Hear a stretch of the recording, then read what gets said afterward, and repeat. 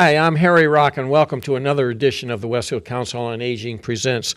This is a special collaborative effort with Mike Squindo, Executive Director of the Westfield Senior Center, Tina Gorman, COA Special Projects Coordinator, and Pete Coles, producer of WCPC Westfield Cable Channel 15. Our topic today is the AARP Tax Assistance Program, and my guest in the studio with me, the famous, the widely renowned Tina Gorman herself. We're thrilled to have you, Tina, with us, our Council on Aging Special Projects Coordinator. And another person who was on our show a year ago, just about, Dan Welch. Many of you will probably recognize him, our local tax coordinator for the AARP Tax Assistance Program. And if you haven't met him, he's someone you're going to want to meet in the next couple of months here as we get into tax season. So we're going to be discussing the technical tax aspects of the AARP Tax Assistance Program and the Westfield Senior Center protocol for the program, including same-day drop-off and pickup specifics to that program. And these are all the details that you're going to want to have. So listen carefully. So I want to say welcome, Tina. Always a thrill to have you. It's unusual that I should have you at the other side of the table. You're usually sitting in my chair on Wednesdays. It's unusual to be on the other side of the table, for sure. But with nice. Wake Up Wednesday. And Dan, really thrilled to have you here. And this is a topic, obviously, that is of interest to all of us as we enter into the turn of the new year with taxes upon us as we get closer to that. Taxes at one point. I know, it's not a question of if, it's just a question of when. Correct. So let's get into the specifics related to the program. Dan, and I'm going to start with you. Just basic questions so that our viewers really have an understanding of what is expected of them and what they should be really thinking about. And I guess my first question is, as we're all getting up in age, do seniors have to pay or file income taxes after age 65, which is kind of when people think that, I don't have to do a lot of this stuff that I used to have to do? At some point, there's a cutoff based on very low income people, but everybody else, and it's low, it's $15,700 for a single person. If you make a dollar more than that you have to file a tax return. And if it's $30,000, if it's married filing jointly, you have to file a return from age 18 if you're making money up to age 80 or beyond. You still have to file. There's no cutoff. No cutoff, no right? Cutoff at all. Basically till the day we're gone. Right. So if somebody's very low income, maybe living with the parents or confined, it makes just a minimal amount, less than $15,000. Right. You have to file. Okay. And a lot of our people are living off of their Social Security payments. Are those taxable? Taxable, again, if you make less than $15,000, no. But if you make over the $15,000 threshold, starting at $25,000, and that's pretty low income, then you have to. Some of your Social Security will be taxed. Mm-hmm. It goes up on a percentage basis based on your income, up to 85%. Okay. So most of it can be taxed every year. Right. And then it's around $34,000. Any dollar over $34,000, then you pay on a rotating basis up to the 85%. Okay. That's on the federal side. State side, it's exempt. So it's is. a good thing from the state of Massachusetts. In many states, Massachusetts is one that does exempt Social Security from any income tax liability. And at what age does it become exempt? Is it at age 60? When you start collecting it. I see. I'm sorry. I got it. So as soon as you click it on, correct, and you're now receiving it at that point, it is exempt within the state. It's typically 62, 65, okay. 70. I didn't realize that. That's great. Yeah. So if it's rare we get anything from the state. Correct. If you do qualify for the circuit breaker, and we'll talk about that in more detail later, that's added back into your gross income for circuit breaker calculations, even though it's not taxed on an income tax basis. Okay. So that was a great lead-in, Dan, I have to say. So let's explore what is the Massachusetts circuit breaker. It's a funny name. I don't know how they ever came up with it. I know when I think of a circuit breaker, I'm thinking of Right, something no to turn question my about it. electricity off. So it has really no connections to the tax world or the credit they get. But anybody that's turned age 65 qualifies for the circuit breaker credit. It's income-based, but it's a comparison of their income to their property taxes or their rent. I'll use the property taxes as the example. If their property taxes and half their water and sewer bills added together are greater than 10% of their property taxes, of their income, then they get, it rotates again up based on however much their property taxes are, up to $2,700 this year. So it's a great credit if somebody qualifies. Wow. So we just put it into a calculation into the software, and it takes their income, and if your taxes exceed it, so we have to collect their tax bills that they paid during the tax year, and their water and sewer bills. If they think they qualify, we encourage everybody to bring them in no matter what, and we'll determine if they qualify or not. Okay. And the best thing in the world about it is it's refundable. So if they don't owe any taxes, if they exceed their standard deduction and don't owe any income tax or get a refund for any portion of what they might have paid, this is a refundable credit. So no matter what they've owed, or if they owe zero, they still get the credit. Oh, wow. A lot of credits are non-refundable. You have to owe tax, and it reduces your Okay. tax down. Right. This is the one of the very few taxes that we call it refundable. So no matter what status they are, if they qualify based on that ratio, they get it. Okay. Renters are a little tougher. It's 25% of their rent, and the rent can't be subsidized. So a lot of people, senior citizens, are in city subsidized housing or some kind of subsidized housing. If they get subsidies on their rent, then they don't qualify. Oh, is it? Okay. But so it's Okay. more people get it. Last year, about a third of the taxpayers that we did qualified for something. Okay. There was only a few that you got to be really, really dirt poor to get to 2,700. Okay. Or else have exorbitant property taxes, and I don't know how they can afford to pay them. If Yeah, the right. income is that low and their taxes are that high, so Right. they have to be in that category. But and we paid out $130,000 to Westfield taxpayers, or returns that we did in Westfield, got something. So Wow. it's a decent credit going back to our citizens, which they well deserve, and many of them, that's only why they file, is to get that credit. So Yeah. it's a great thing to give them and Okay. make them have them eligible, be eligible for it. Right. Another item that people, I know I always used to be very focused on my itemized expenses on my tax return. And Yep. then when the tax codes changed a few years ago, you were already receiving a deduction that was higher than most of us could really itemize. Correct. Has anything changed with that? Should people be thinking about itemizing, or is it worth even going through that process? We look at it, you can determine it real quick when you look at if they most of them don't have a mortgage, so they don't get any mortgage interest deduction. Right. Don't have any mortgage to pay typically. So a small percentage of their health insurance or medical costs are used. It has to exceed 7.5% of your gross income to get any credit for medical. And then you have whatever state income tax you pay.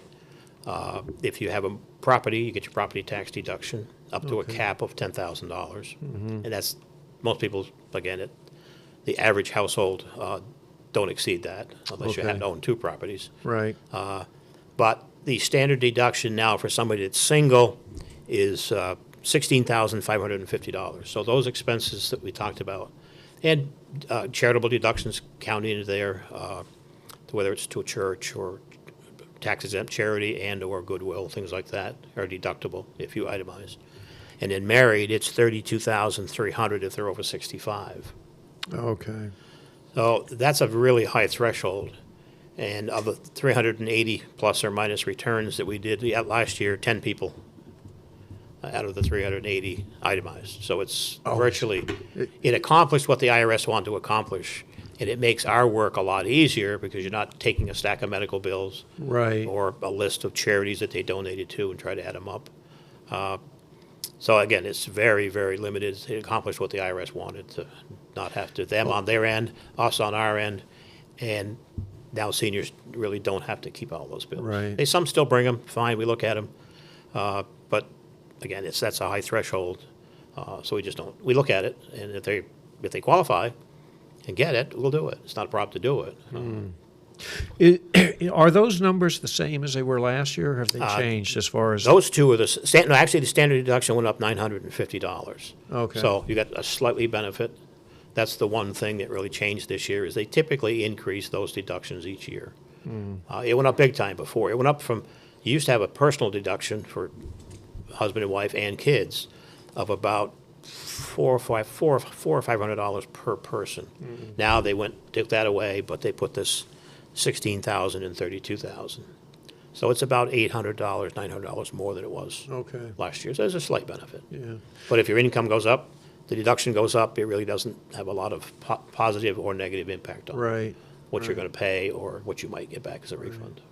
Well, I know it's made my own personal life a lot easier because I used to deduct everything, and I Yep. kept all these little charts, and we had all our receipts, and trying to Yep, exactly. year in, I was keeping track of my mileage, but to your point, I had a house mortgage, and we had a lot of other living expenses that we don't now that we're retired. So it has made filing our Yeah, taxes it is much much simpler, easier. That's much easier. So, wow, that's great.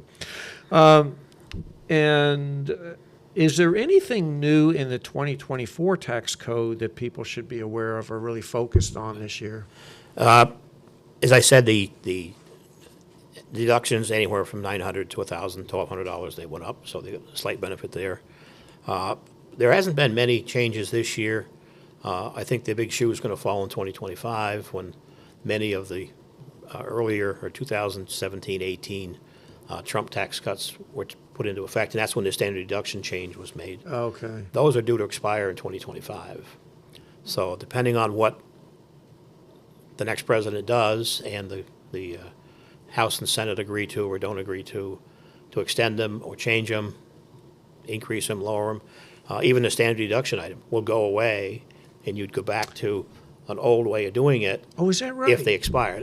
That's not something, in my opinion, that they're going to let expire. So they'll Right. figure out a way to keep that. Okay. 'Cause I didn't realize there was a time limit on these. Those were all to be sunsetted in 25.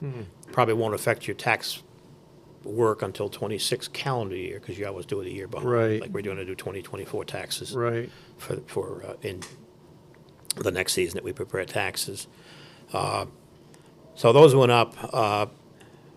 There is one small benefit this year. Most seniors probably won't use it, but other people may, if they're watching the program, is you can now deduct money from your IRA or 401k for an emergency. If somebody has an emergency car repair or emergency bill that they have to pay, you can take up to $1,000 out of your future retirement money, okay. and they waive the 10% penalty. So Okay. it's a slight benefit. It's a maximum of $1,000, but there's some people that have to have that money that's Right. earmarked for the retirement, but they need it today for some bills. So they took that, they added that back. They added that in this year, which is. Do you have to pay that back, or when you No, take you it out? can, but you don't have to. But you don't have to. Don't have to, Okay, and there's no Correct. penalty. No, not Okay, at all. up So to you waive the $1,000. 10% That's penalty. good to know. The other thing that they have now in effect, this is to be the second year that most people don't know about. Again, most seniors aren't putting money into their retirement program because they don't have much income to put Right, in. right. But anybody that puts money into a retirement program that makes less than, look at my notes, 38,000 for single and 76,000 if they're married, get a nice credit back from the government. So if you put $2,000 into your 401k, whether you do it biweekly, even if the company matches it, which a lot of them do, they get about a $600 credit. So it's like another bonus investment Oh, wow. that they qualify for. Seniors get it, except most of them aren't putting money into their plans anymore. They can, but they Right. don't. But I'll just make that comment, so if somebody else is there talking to somebody, that's a good credit. That started last year. So, Okay. it's beneficial. Quite a few people get some of that. So it's a incentive.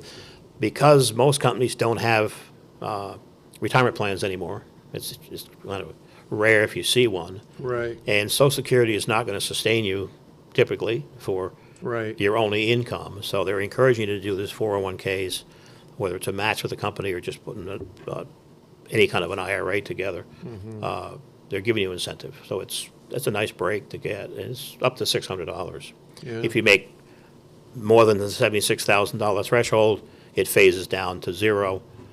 Then they don't think you need the credit, but that's a pretty good group of the population Yeah, sure. to make that be under that threshold of income. Right. So it's a good benefit. I want to go back for a second to the point you just made about the ability to borrow $1,000 with no penalty from your IRA. Yes, Is that a one-time only, or is that once a year? once a year. Oh, you can do that once a year? Well, unless they rescind it, but right now, But it is once a year? yes, you can do it So each it's year if not- you have okay. to. Now, I wouldn't encourage people to do it. only Right, but because I was you're- just curious. You're taking money out of what would be your future. Oh, yeah. Benefit from the plan, but Right. if you need it, But if somebody gets, I wasn't sure if that was a one-time yep, only no, or if it that's, was an annual. it can be thing. annually. That's good to know. And what is the deadline for filing taxes this year? This year, we don't have the holiday that falls in the calendar we typically do, so it's April 15th. Oh, it It's a is. Tuesday. Typically, Massachusetts with Patriots, is it Patriots Day? Patriots Yeah, Day. Patriots Day, I can't forget what the holiday is, but Patriots Day typically falls in our calendar. It's actually the weekend after tax filing okay. season, so it is April 15th for both federal and Massachusetts. There's no extension this Okay, year. so- There might be a day or two, but just April 15th is the magic date. Okay, make sure you're on the Right. middle of April. Right. People can still, if they have to, we don't do many, but if they don't have all their paperwork or they're sick, can't get in, they can file an extension until October 15th. Yeah, But most people have their paperwork by the middle of March, 1st of April, so we can get them in by April 15th. right, okay. And then I think the big question that people would have is what forms and what backup materials do people need to provide and have available in order to get their taxes done? Through our tax package that Tina and the Senior Center work on, there's an extensive checklist that we provide, but it includes any kind of document that you get for, whether it's bank interest, pensions, Social Security, you get a statement. If you have investments, you get documents for investments. Those are all needed. When we do a return for anybody, we tell them we're doing your return. You're still responsible, even though they may not understand the fine points of filing a return, and we're glad to do that and discuss any part of it with them. It's their return that we're filing on their behalf. So if they give us wrong information or don't give us something that they should, maybe it came late, we have ways around that with an amended return. But so anything that involves any of their income, again, bank interest, pension withdrawals, if they still work part-time, they get a W-2. All that information we put into the program, and it helps us calculate their tax liability. So, if they had any withholding, it helps them get a refund. And then we also require a copy of the previous year return, whether we did it or not, so we can look at what happened. We always try to compare. My refund is higher or lower. They want to know why. Oh, We can go right, through sure. last year's return, compare Okay. it to this year's return, and say, That's good to know. you took a withdrawal out, or now you're working, or the company forgot to do a withholding. Sometimes investment companies don't do the withholding like they should, so now you got to pay.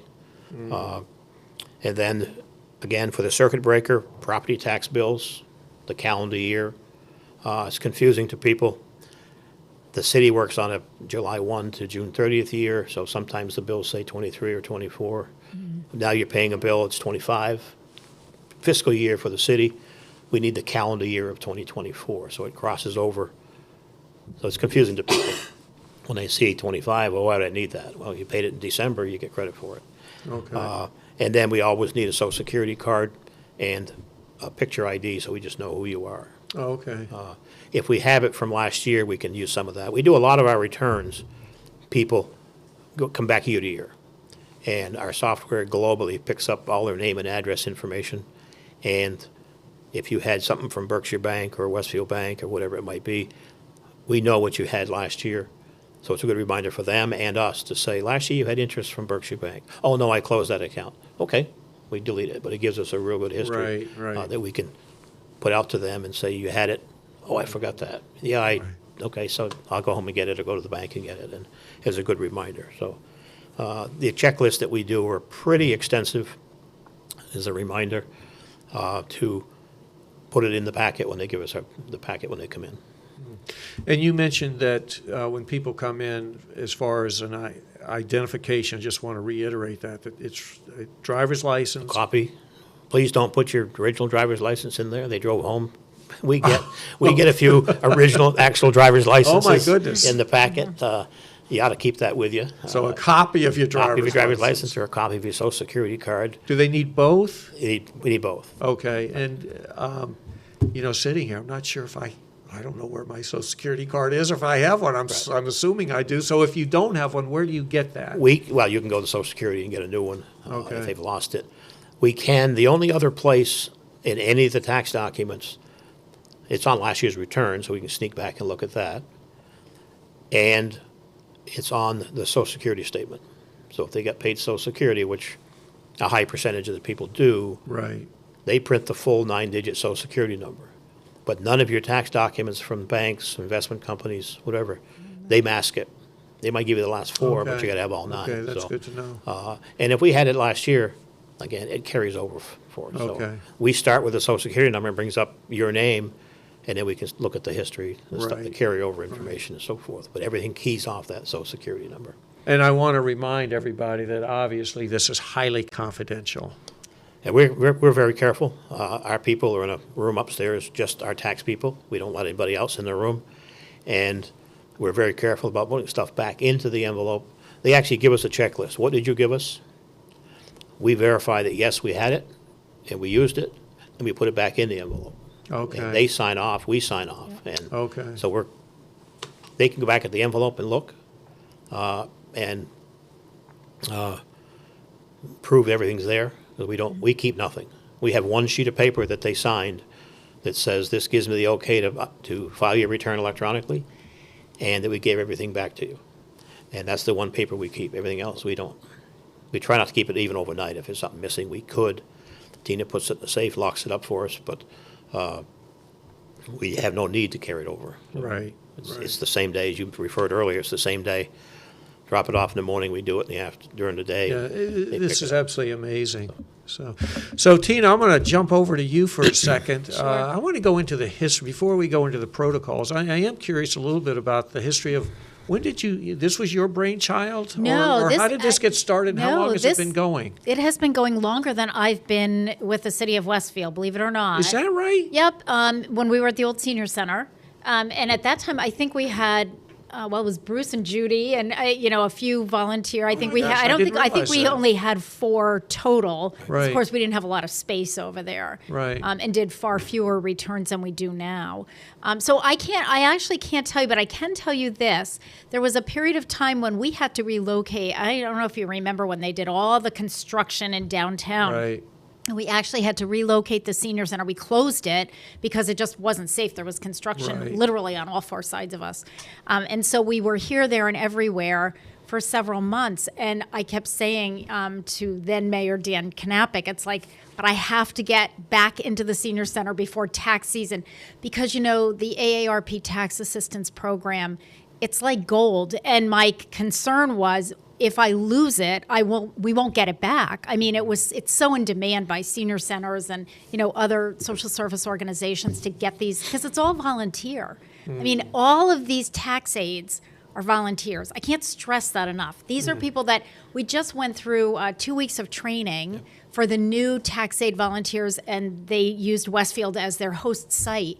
So I know the hours that these people, and they would come out of this training, and I said, how you doing? It's like, oh, my brain hurts. It's like on overload. You do this for 3 hours, Right. 3 times a week during the holiday season. I mean, it's so much that, the volunteers do. So we did open the old senior center during all that construction on a very limited basis. The only program I had going in there before we moved everybody back in was the tax program so that we wouldn't lose it. And then over the years, I think as we moved into the new senior center, and then Dan joined the group, and of course we have more space in the new senior center. So it really grew. And I think the other thing is, the senior centers and some of the other organizations that host the AARP tax assistance program, there's more or less involvement by senior center staff. Some senior centers have the staff or, have prioritized this, so they are very involved. Others just don't have the staffing or, they're doing other programs that are at least equally as important, so they just can't, sort of offer the support. This has always been, for me, a very high priority. Dan mentioned we all assisted 386 people last year doing tax returns. Well, actually more than that because we had a lot of couples. Wow. But they did 386 returns. That's a phenomenal number. I mean, I can tell you because I've talked to other directors when I was a director, and they were saying, well, we do like maybe 100, or we do like 75 in a whole season. But it's because we have so many tax aid volunteers and we have really prioritized this. So it is, I like to say Westfield runs a well-oiled machine, and we've been recognized at the state level for the way we've done it. We've really tried to streamline it, and I feel like our role as staff and my role as the coordinator of the program on the senior center side is to make the volunteers, to make everything as easy as possible for Dan and his volunteers, to make that run as smoothly as possible, because I'm relying on those volunteers for their expertise with taxes. They shouldn't have to worry about, scheduling and did somebody drop something off? Did somebody have to cancel last minute? That's on us. We'll take care of all of that. We'll do all the phone calling to tell people, when to come in and what to do and how to do this. All they have to do is, and when I say all they have to do, because, sometimes it's, you never know what you're getting. These volunteers don't know what they're getting. Right. And especially at the beginning, at the beginning of tax season, you might have some newer volunteers and, it might take 2 hours to do a return for them. We just don't know. So those first few days can be very long days for everyone, So. Yeah, if we didn't have the service or the support from Tina and her staff, it would be very difficult, almost impossible. We'd probably do half the returns that we do today. Not have to worry about any scheduling. We have 17 are responsible. District 5 is Hampshire, Franklin, and Hannum counties. We have 17 senior centers that we provide the services from. Oh, wow. Westfield is the biggest of all 17. Is that right? By probably 100 more than Northampton. East Hampton is quite large. But the rest of them are, as Tina said, 100, 150 here, 150 there. And our volunteers, our new recruits this year were phenomenal. We had 11 that were there for 5 days. Our average volunteer puts in about 150 hours doing taxes. We do 2 days a week, 6 or 7 hours a day, and they put in about 150 hours, all volunteer, from myself included. We're going to add another person. At some point, we have to face that somebody's going to retire. We don't want them to. I've had the same staff now, the 8 of us in Westfield, for this will be our 3rd season. And I'm going to add another person this year that volunteered. He's going to be a new recruit from Westfield that we're going to put into the program. And so if somebody retires, and if we can do more returns with him, we'll go to 400, 420, whatever it takes. Doesn't matter. We'll do all we can do. We typically fill up or get close to being full, but with an extra person. For the 20 days that we're going to be there, 10 weeks for twice a week, we can pick up another 50 returns if people need the service, and there's people out there that need it, we're glad to do it. So. And these are all volunteers? We're all volunteers, everybody, but we couldn't do it without the support from Tina. They give us everything we need. She was willing to do the training, let us do the training there. People came from Hadley and beyond to come. And they were dedicated. It was an excellent group. I coordinated training with another young lady that's a good preparer, and the first day they say, I'm not coming back. Well, you got to come back. We'll get you through this. And they do. Now they're in a testing phase. They have to take tests, and they're in a testing phase. But the support from Tina, I told her that she has to give me a minimum of 2-year notice if she's going to get out of the tax program. I need a 2-year notice to help get somebody else to do the job she's done for us. So we really appreciate it. Well, I think it's safe to say that we should not be taking this tax assistance program for granted, that we are really fortunate to have it. And I will also want to remind our viewers that these are all volunteers. They're working because they choose to, because they want to, and they want to help you. They're not getting paid to do it. So show your appreciation. Give them a big cheery thank you when you pick your returns up. They ask what they can do to support us. Nothing. We take nothing. and make a donation to the senior center. That's Yeah, all we expect, I or like all that. we Sure. would let them do if they want to do something. But they leave with especially those that get the circuit breaker, they leave with a pretty happy feeling there's a check coming in the mail. Right, So. right. You know, I just want to share this story. There was a gentleman who 2 years ago had called us, and it was very late in the game, and we were full. We were just booked up. We couldn't help him. Last year, he was one of the first to call, and when I got him on the telephone, he said to me, you know, he said, last year I couldn't, I was too late.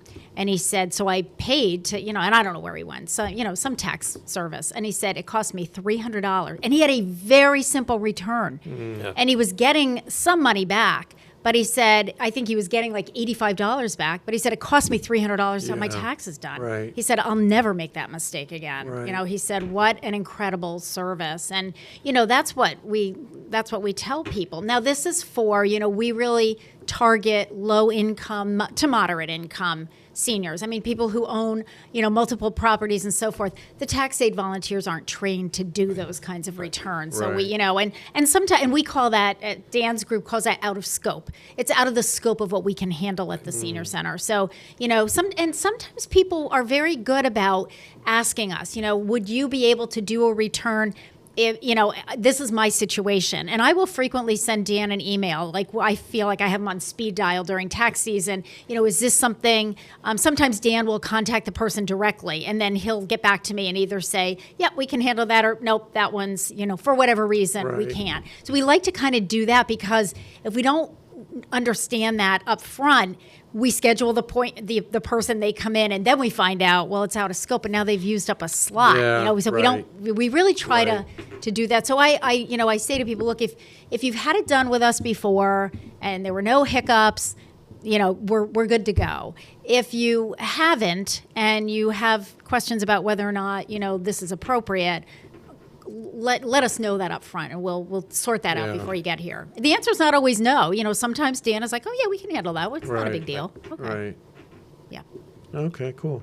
Tina, I want to jump into what is the actual protocol Yeah. Mm-hmm. that you use at the senior center. People need to be aware of what's the Yep. process for dropping off, picking up, what Yep. should they expect, and what do they need to be responsible for? For sure, Harry. And as I said, this is now a well-oiled machine. Yes, we would have expect this- nothing less. We have this down pat. Right. And so, first of all, I will tell people all of the protocols will be in the January edition of the Voice of Experience newsletter. So that's the Westfield Senior Center Council on Aging monthly newsletter. It comes out the last Saturday of the month, so it'll be coming out a few days after Christmas. I'm busy working on it now, but the article for the tax program is set and ready to go. So people, it's really helpful for two things. One, if people get that newsletter, because that spells it all out for you. And of course, this program, Westfield Council on Aging Presents Series, is aired on Channel 15 Tuesdays and Thursdays beginning in January. So people will hear what I'm about to say, so they'll kind of know.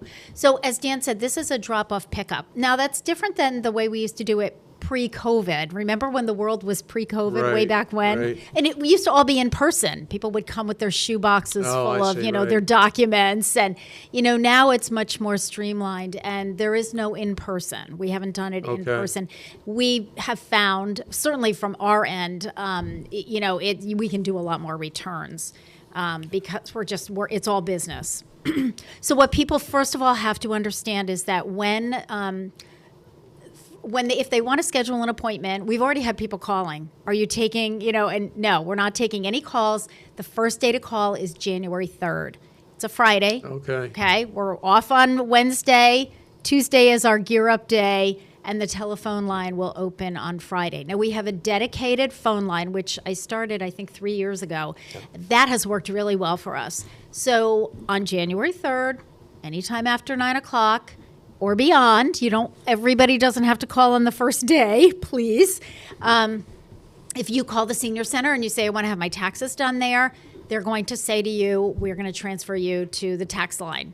And it's very simple. You're going to leave a name.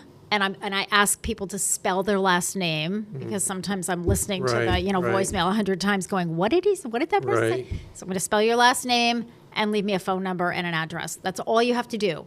Don't get into any details about your tax return at all. This is simply because you're going to get a call back. And that's when you'll talk to a Okay. live person and you'll be able to explain things and ask questions and so forth. So that's the beginning process. We tell people that you will get called back within a 2-week period.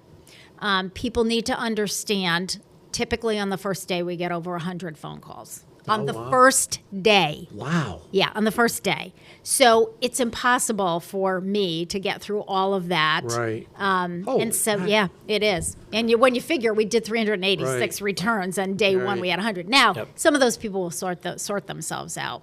But what we say on the voicemail is that you'll get a call back within 2 weeks. And you'll absolutely get a call back from us within 2 weeks. At that time, when you get the call back, this year it'll be our principal clerk, Carol Shannon, will be calling people back to schedule their appointment.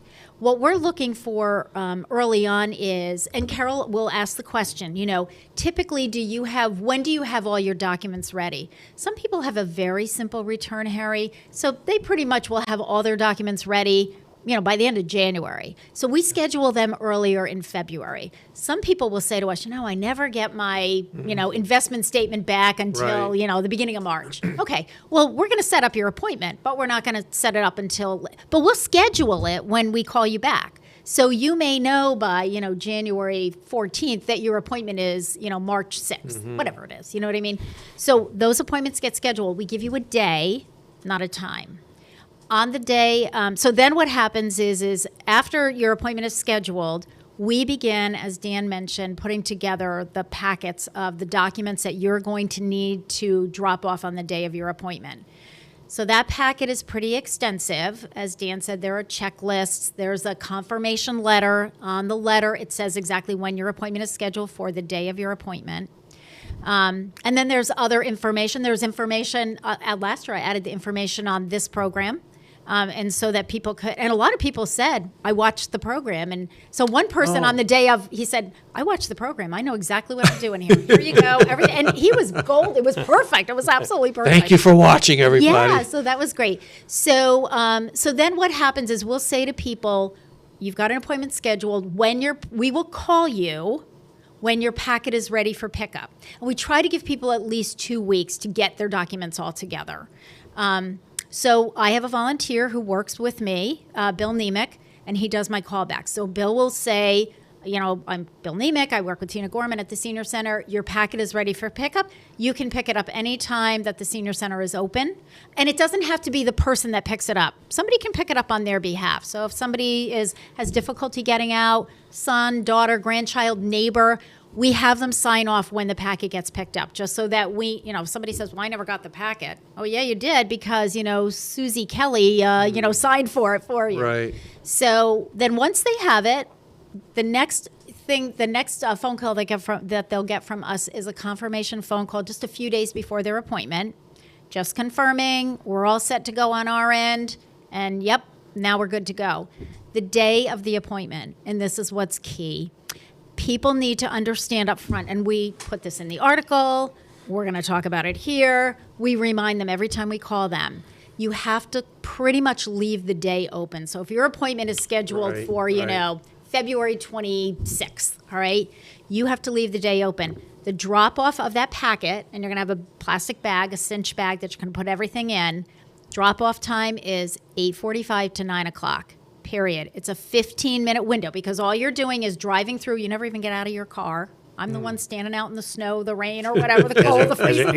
Earmuffs and gloves on. Earmuffs and gloves. I'm out there. You don't have to get out of your car. You're just going to drive in. You're going to hand me your packet. Okay. And I'm going to pass that off to Dan or one of the tax work-off volunteer or one of the tax aid volunteers. And then we remind people that they need to be available during the day, because if the tax aid has any questions as that person is going through and doing your return, they're going to be calling you. So we make sure that we know what your telephone number is, whether it's a cell phone, a landline, or whatever, or if you're going to be at your daughter's house and you want us to call her, whatever. Some people will say, well, can I go shopping? I suppose so, but if you get a phone call from the tax aid and you're, at TJ Maxx, I don't think you want to be talking about your Right. personal financial information in the middle of the store for Right. who knows how long. It could be 5 minutes, it could be 20 minutes. I mean, Right. we don't know. So we tell people, go home and be available. When all of the tax returns are done for that day, and they do up to 30 in a day, so that's a lot, even because we have 8 preparers. When they're all done, that's when my staff will begin calling people and saying, they're done, you're going to come back and pick up your return. Now, when you come back to pick up your return, you're actually going to park your car and come into the building, and you're going to Okay. wait your turn. You'll meet with one of the tax aides who will review your return with you. Nothing gets submitted electronically until somebody's reviewed your return with you. Okay. And then you're getting all your Okay. documents back. So as Dan said, you're signing off when you come back and pick it up. This is what I dropped off. We talked about that over the phone, and that's what you listed. You're getting everything back. Here it is in the cinch bag. So Right. make sure that you have all your documentation. Right. It is vital that people understand that they have to come back on the same day. You asked about confidentiality, and that's part of why they have to come back. We as a staff have not reviewed any of this. We don't go through anybody's personal anything. I take the bag and I hand it to a tax aide. I don't go through it and say, oh, do you have everything? It's not my job. It's your private information to discuss with whoever's doing your taxes. So we don't want to be responsible for someone's information. It's like, okay, now I have 30 bags. Well, what do I don't want, I don't want to be responsible for Right. somebody saying, oh, I got a social security number off of somebody. That's Right. So it's a same day. So we stress 100 times, that you are going to have to be prepared. Now, a lot of people will say, well, what time am I coming back? And my answer to that always is, I don't know. I don't know. It could be, generally it's going to be sometime probably between noon and 3 o'clock-ish. Some people will say, well, how late are you open? I'll come at 3:45. Well, no, you won't. Because once the tax aides have done all this work, have reviewed everything with people, they go home. It doesn't matter how late we're open. They go home. They've been here Right. since 9 They're o'clock. done. They're done. So people have done, we tell people when you get the phone call to say it's time to come back, hang up the phone, get in your car, and come back. Don't come back an hour later. Don't come back 2 hours later, because we have, volunteers who are waiting to finish this process up. So it is a 2-step process, and people need to understand that. I've had people say to me, well, I work. I can't. Well, you knew you worked when you set up the appointment. I have a doctor's appointment. Again, if you get a doctor, if you schedule an appointment, and then you have to schedule a doctor's appointment, call us. We'll change your appointment to another day, and then Right. that frees that up for somebody else. Right. And the only reason that, we sort of accept, or that I accept for, somebody not coming is an illness, which of course emergencies happen. But again, let us know, or have someone call us to say, we've had that happen. My husband ended up in the ER last night. We won't be there. We understand that. As much as we can, we'll try to Right. schedule it down the Right. road. That'll be one of the later appointments. We generally keep a couple of days open at the very end, like in early April, to kind of pick up on any of those, that weren't done before. But, again, I think people understand this is a service. You're not entitled to it. This is a privilege Right. that we have in Right. Westfield. Right. We have a lot That's a great point. a lot of staff working on this. I've got staff. I have a dedicated volunteer with me that just works with me, getting the packets put together, making the phone calls, and so forth. And then, of course, Dan and his team. So, people just need to realize, and people can get nasty and cranky, and that's really unfortunate. 99.9% of everybody are eternally grateful, but you'll always get those people, and especially later on in the game. By that time we're all tired. Right. It's a long tax season. We're all Right. putting in extra hours. It's like, just be kind, be appreciative, and understand that we are doing the very best that we can, but we're juggling 300 and, probably close to Right. 400 different people and couples and returns and so forth. And in some cases, we understand people have to arrange transportation. They don't drive. Maybe their children are taking them or whatever. Again, we will do whatever we can to work with you. And those are generally the people that are, pretty much the most appreciative. And, Right. and Dan is fabulous. I mean, he's really great. He's And actually. I go out to the parking lot. Yes. If they can't get out of the car, okay, I understand that. I'll go to the. He when goes to the I go out parking to lot. the parking lot, the Yeah, car. he goes out to And the car at the end of the day hand it to through the review window, the have him sign return it. with Oh, them. wow. Oh, you'll do it I've done with that them? 8 or 10 times each Yeah. year. I have no problem doing that. that's Yeah, nice, we have a Dan. couple people that are just. It's the have- least we can do. Yeah, So, really have mobility Wow, that's- issues. that's We had one amazing. woman who, That's had wonderful. Yeah, it really is. And I'll say to Dan, we have this person, and the family can, or sometimes it's a personal care attendant who will drive them over. Yep. And I just say to them, just park right near the front door. I'll get one of the aides out there. They'll just review it with you quickly, have you sign off on it or approve it, and then we'll send it. So we really go the extra mile. Dan, if you receive the return and then you're going through it and you realize, oh, we're missing a bank or we're missing something, what happens at that? Because obviously you can't complete it. That's part of the call process that Tina said. You got to be available for a call. If it's bank interest, it's an easy number. Call the bank. If they don't have the form, call the bank, get it. We'll take it over the phone. Okay, If you have it, bring it down to us, okay. or give us the numbers, bring the form at the end of the day. If it's a brokerage statement where they've had stock transactions and a bunch of dividends, I can't copy all those numbers over the phone, so you got to get it and bring it back to us. Okay, I didn't get it. You have to then call your brokerage company and say, I need a copy, or go online to get it, however they get it. And then we'll schedule another appointment. okay. so Typically, you what got we can do, what we have, and we'll wait for the brokerage statement. Typically, you can get it in 2 or 3 days. And then we'll put them back in for another appointment if we have to. We've thrown a few packages. We had a lady that got sick. We put the package in the safe for a couple of days to have it protected. But whatever we can do to do it, somebody's help them. But they're pretty good about getting the packages, but they forget something. We can work around it. Right. That's one of the phone calls that we would make to say, where is it? Or they'll say, I didn't take a withdrawal from my 401k this year. Okay, we can take it off, and because we have a list of what they did last year, and he didn't have it this year, and they'll say, oh, I don't have it anymore. Okay, we can just delete it. right. And think of the savings that people have. Tina talked about this person that paid $300. If it's an average of $300 times 380 returns, I don't have that number in my head, Yep, but it's it's a a lot. significant number that we're saving taxpayers with the service, which is, we're glad to do it, but it's a significant savings for them. And they do appreciate it. So the thing I would say to our viewers is, be cognizant that you've got all of your materials in your packet. Don't schedule an appointment, or if you know that you don't have everything, reschedule that, but don't waste that time for them because they know and you know that they can't get it done. So reschedule it, or make sure that when you are coming down that you've got everything, because we want to be sensitive to the work that these volunteers are doing and make sure that we can fill as many slots as we can for the people that are looking for them. With that, that just added another question in my mind. Are you turning away people? Are there more people asking for services than you have slots and availability to provide the service? In the past, prior to last year, we have. Yep. Last year we didn't. I mean, we were still accepting calls. That's why I say to people, not everybody. You don't all have to call on day one. Okay. I mean, Right. typically what happens is the first week we get this flood of calls. Some people, they'll tax aid shop, so they'll call 3 or 4 different senior centers, and I'm okay with that, and then take sort of the first appointment they can get. But then remember to call us back and tell us that you don't need the appointment. I already I'm scheduled in wherever, Right. West Springfield or, Right. Chicopee or Right. wherever you are.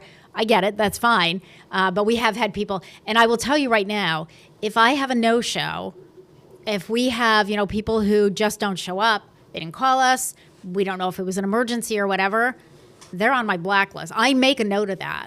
And I have said to people when they call the following year, well, you know what? Last year you didn't show, you didn't tell us. And sometimes people will, literally end up in the hospital and call, like a week later and say, I am so sorry I ended up in the hospital, but we understand that. I get that.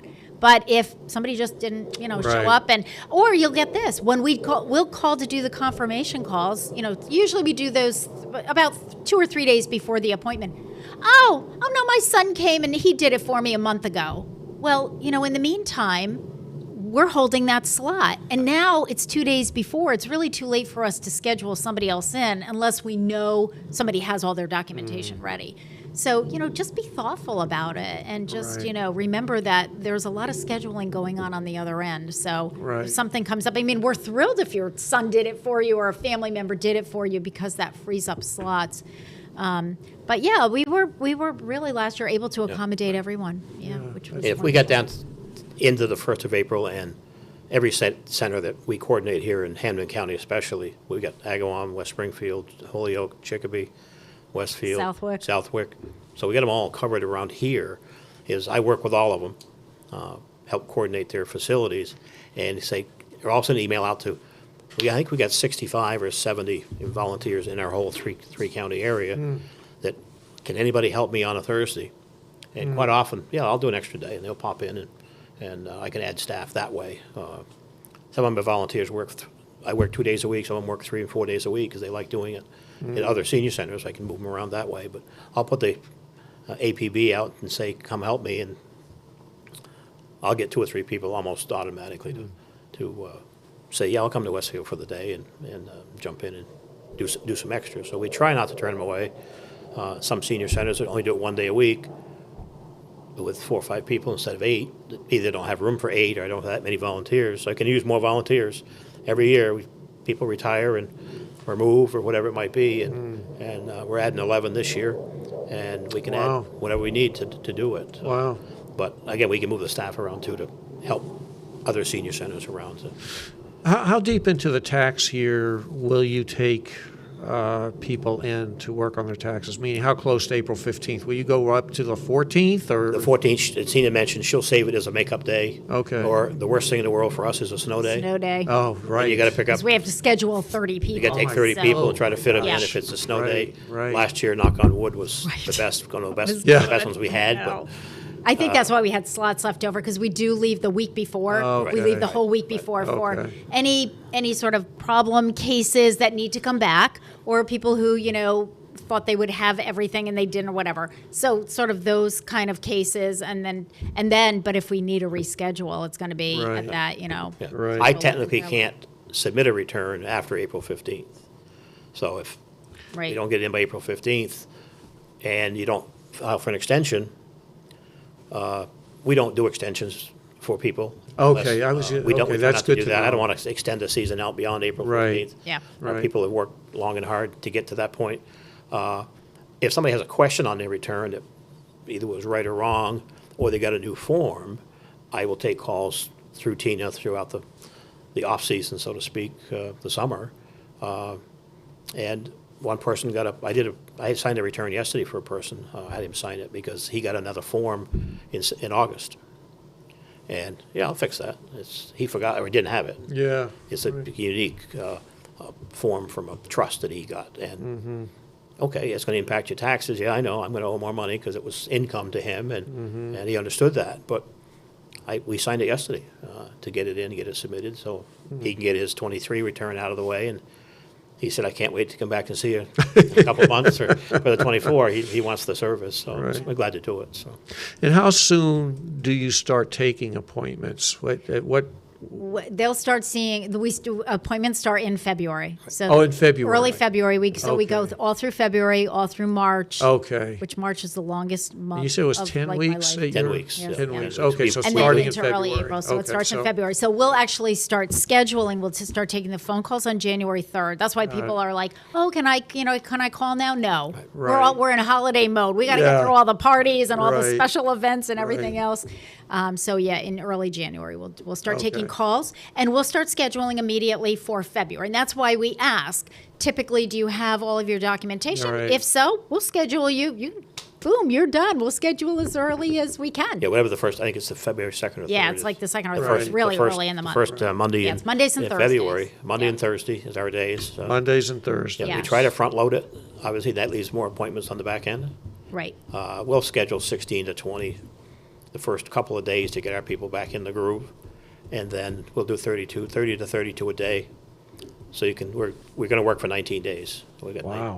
we just lose one Monday for Patriots President's Day. Day. President's Day. Yeah, Sorry. that we lose a Monday in We February. take that one off. Wow. Because the senior Yeah. center's closed. But other than that, we're there. And I say we hate snow days. or Yeah, delayed openings and that kind of we're, stuff. we're, So we cringe at snow Right. days. That we really, want to work, so. Yeah. You know, we're going to start wrapping up here, but we've really covered a lot of ground here, and just in our general conversation, we've answered a lot of questions that I had in my mind.